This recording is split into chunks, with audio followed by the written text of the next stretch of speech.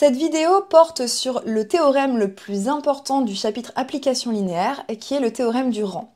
On va considérer phi une application linéaire de E dans F, et ce qui va nous intéresser ici, c'est en fait l'image de phi.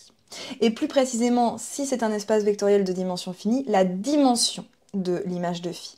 D'ailleurs, c'est ça qu'on appelle le rang, qui est dans le nom du théorème du rang. Le rang d'une application linéaire, c'est la dimension de l'image de phi.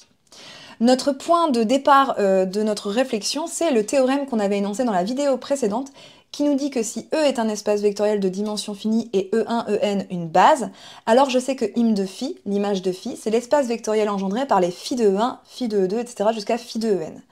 Cette famille ici, qui est génératrice de l'image de phi, elle contient n vecteurs. Alors attention, on l'avait vu dans la vidéo précédente, il n'y a aucune raison pour que cette famille soit libre, donc il faut peut-être enlever des vecteurs pour la rendre libre et donc obtenir une base.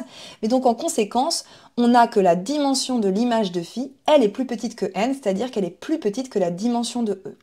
Donc ce qu'on comprend, c'est que quand on a une application linéaire ici, eh bien il y a une perte de dimension. Mon espace vectoriel E, il est de dimension n, et quand j'applique mon application phi, l'espace vectoriel image de phi, lui, on a perdu de la dimension, sa dimension, elle est plus petite que n.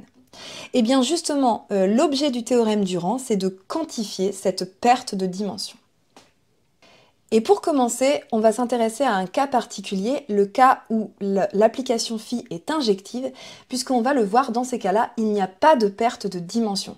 C'est-à-dire que dans le cas d'une application injective, on va avoir la dimension de l'image de phi qui est égale à n, qui est égale à la dimension de E. Avant de démontrer que dans le cas d'une application injective, il n'y a pas de perte de dimension, on va commencer par ce petit lemme. Supposons que phi est injective. Si E1, En est une famille libre de E, alors la famille phi de E1, etc. jusque phi de En est une famille libre de F. Démontrons ce résultat. Donc on va supposer que phi est injective, c'est-à-dire en fait que son noyau est réduit au singleton vecteur nul. Voilà une caractérisation de l'injectivité qu'on a vue précédemment. On considère une famille libre de E, les EI, et ce qu'on veut montrer, c'est que la famille des phi de EI est libre. Alors pour cela, considérons lambda 1, lambda n, n scalaire, et on va supposer que j'ai cette combinaison linéaire-là des phi de EI qui est nulle. Lambda 1, phi de 1, plus etc., plus lambda n, phi de n égale 0. Maintenant, ce que j'ai à gauche, je peux le réécrire autrement, c'est l'image par phi de lambda 1, E1, etc., plus lambda n, En. Pourquoi? Juste par linéarité de phi. Ok, donc maintenant observez bien ce qu'on a ici devant nous. L'image par phi de ce vecteur est nulle. Ce que ça veut dire, c'est que ce vecteur appartient au noyau de phi. Or, phi étant injective, le noyau de phi est réduit au singleton vecteur nul. Donc ce vecteur, eh bien en fait, il est nul. Et là, je vais pouvoir en déduire que tous les lambda i sont nuls. Pourquoi? Tout simplement parce que la famille E1, En est libre. Donc la seule combinaison linéaire qui donne 0, c'est la combinaison linéaire où tous les scalaires sont nuls. Ok, donc on est parti d'une combinaison linéaire des phi de EI nuls. On a montré que tous les lambda i étaient nuls. Conclusion, la famille phi de 1, etc. jusque phi de n, elle est bien libre. Et notre lemme est démontré. Je vais pouvoir donc passer au lemme suivant, en fait, qui est le résultat que je vous avais annoncé. Dans le cas d'une application injective, et si E est de dimension finie n, alors dans ce cas, il n'y a pas de perte de dimension, c'est-à-dire la dimension de l'image de phi, c'est égal à la dimension de E tout entier. Pourquoi ce résultat, on l'a appelé un lemme? Tout simplement parce qu'on va s'en servir après pour démontrer le théorème, qui est l'objet de cette vidéo, le théorème du rang. Démontrons ce lemme. Alors, on va considérer E1, En une base de E, on sait que ça existe puisque c'est un espace vectoriel de dimension finie, et on sait que l'image de phi, c'est l'espace vectoriel engendré par les phi de 1, phi de n. Mais maintenant, ici, la famille E1, En, comme c'est une base de E, elle est libre. Donc si j'applique le lemme précédent, eh bien la famille phi de 1, etc. jusque phi de n, elle est également libre. J'ai donc une famille qui est libre et génératrice de l'image de phi. C'est donc une base de l'image de phi. Et j'en déduis que la dimension de l'image de phi, c'est n. Rappelez-vous du chapitre application, c'est comme ça qu'on avait représenté une application injective, et on dit parfois qu'une application injective ne perd pas d'informations, puisque tous les éléments de l'ensemble de départ sont envoyés vers des éléments de l'ensemble d'arrivée différents. Et bien ici, on vient de voir quelque chose qui est spécifique aux applications linéaires qui sont injectives. Dans ce cas-là, il n'y a pas de perte de dimension. Si E est un espace vectoriel de dimension n, eh bien l'image de phi est également un espace vectoriel de dimension n. On arrive donc au théorème du rang, qui est le théorème central de ce chapitre. Il nous dit que si E est de dimension finie, alors l'image de phi est également de dimension finie, et en plus on a l'égalité suivante. Dimension du noyau de phi plus dimension de l'image de phi, et c'est cette dimension-là qu'on va appeler le rang de phi, est égale à la dimension de E. Alors commençons par réécrire cette égalité en isolant ce qui nous intéresse depuis tout à l'heure, c'est-à-dire la dimension de l'image de phi, le rang de phi. On a compris qu'il y avait une perte de dimension, c'est plus petit que la dimension de E, et en fait cette perte de dimension, elle est entièrement donnée par le noyau. En fait, on perd la dimension du noyau de phi. Alors observons un peu sur le schéma qui est une façon de se représenter ce théorème, mais qui est absolument pas rigoureux. Regardez, tous les vecteurs du noyau de phi sont envoyés sur le vecteur nul. Le vecteur nul, il ne sert à rien dans l'image de phi, ok? Donc c'est là où il y a une perte d'information. Donc si on a un espace vectoriel E de dimension n et que le noyau de phi est de dimension p, eh bien on comprend qu'on perd de l'information contenue dans un espace vectoriel de dimension p. Autrement dit, on obtient un espace vectoriel à droite, là, qui va être de dimension n moins p. C'est une façon de se représenter les choses, et retenez ça. Voyons tout de suite une idée de la démonstration. On va noter n la dimension de E et p la dimension du noyau de phi. Ce qu'on veut montrer, c'est que la dimension de l'image de phi, c'est égal à n moins p. Alors observez le dessin qu'on a encore sous les yeux. On a l'impression qu'il faudrait non pas considérer grand E tout entier, mais grand E privé de la partie du noyau de phi. C'est-à-dire le complémentaire du noyau de phi dans grand E. Mais ça, c'est pas une bonne idée de faire ça, parce qu'en faisant ça, vous n'avez plus un espace vectoriel. Donc au lieu de considérer le complémentaire du noyau de phi dans grand E, on va considérer un supplémentaire du noyau de phi dans grand E. On va noter ce supplémentaire grand H, c'est n'importe quel supplémentaire du noyau de phi dans grand E. Dans le chapitre espace vectoriel, on a vu qu'en dimension finie, n'importe quel sous-espace admettait un supplémentaire, donc on peut le faire. Et on a vu également que dans ce cas-là, la somme des dimensions c'était égal à la dimension de E, autrement dit, la dimension de H ici ce sera la dimension de E moins la dimension du noyau de phi, c'est-à-dire n-p. On peut représenter les choses ici de manière schématique, on a donc E qu'on peut décomposer comme H somme directe avec ker phi, avec H qui est de dimension n-p, ker phi de dimension p, et qui est envoyé sur l'image de phi. Et justement, ça tombe bien que H soit de dimension n-p, parce que c'est justement le nombre dont on veut montrer qu'il est égal à la dimension de l'image de phi. Alors, justement, l'image de phi, on sait par définition que c'est phi de E. L'idée c'est d'écrire phi de E comme phi de H plus, somme directe ker de phi, et que ici, on se dit que comme tous les éléments du noyau de phi sont envoyés sur le vecteur nul, et que ce vecteur nul ne sert à rien dans l'image de phi, et bien que ce phi de h plus ker phi, c'est tout simplement égal à phi de h. Donc là, il y a un premier point qui demande vraiment une démonstration. Et deuxième idée, c'est du coup maintenant de ne regarder plus que l'application qui va de grand H dans F, c'est-à-dire d'enlever le noyau. Donc on va considérer la restriction de phi à h, c'est-à-dire phi tilde ici qui va de h dans f et qui a x associe phi de x.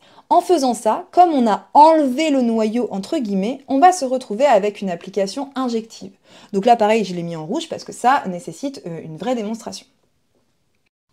Maintenant, si je reprends phi de h c'est l'ensemble des éléments de grand F qui ont un antécédent par phi qui se situe dans grand H. C'est donc égal à l'image de phi tilde. J'ai donc la dimension de phi de h qui est égale à la dimension de l'image de phi tilde.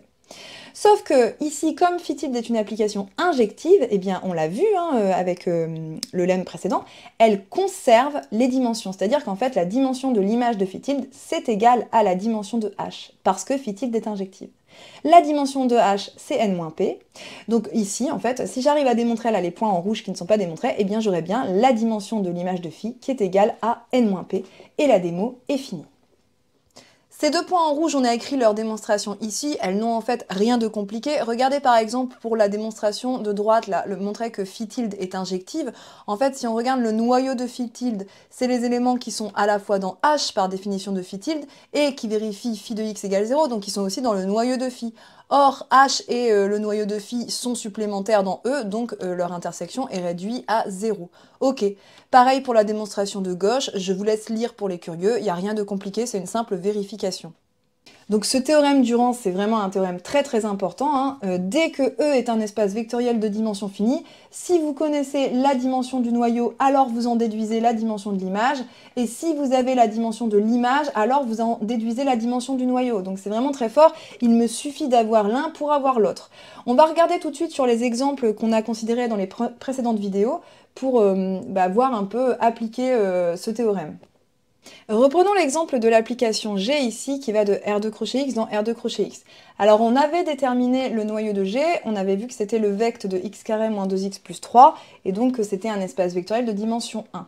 Bien à partir de là, une fois que vous avez le noyau, ça va être beaucoup plus facile de déterminer l'image. En effet, d'après le théorème Durand, bien on va connaître la dimension de l'image de G puisque c'est la dimension de R2 crochet X moins la dimension du noyau de G, c'est-à-dire 3 moins 1, c'est-à-dire 2. Donc on sait que le noyau de G, c'est l'espace vectoriel engendré par l'image des vecteurs de la base canonique, G de 1, G de x, G de x carré. On calcule G de 1 et G de x, ici ça me donne x carré moins 1, x carré moins x moins 2, et en fait là c'est fini, parce que ces vecteurs ne sont pas collinéaires. Alors on avait calculé la dernière fois G de x carré, qui est égal à moins x carré moins 2x moins 1, et effectivement on avait trouvé que cette famille, elle était liée. Pourquoi? Parce qu'en fait, maintenant on le sait, la dimension de l'image, ça va être un espace vectoriel de dimension 2. Mais une fois que vous avez G de 1 et G de x qui ne sont pas collinaires, vous pouvez conclure. L'image de G, c'est l'espace vectoriel engendré par x carré moins 1, x carré moins x moins 2. J'ai bien un espace vectoriel de dimension 2.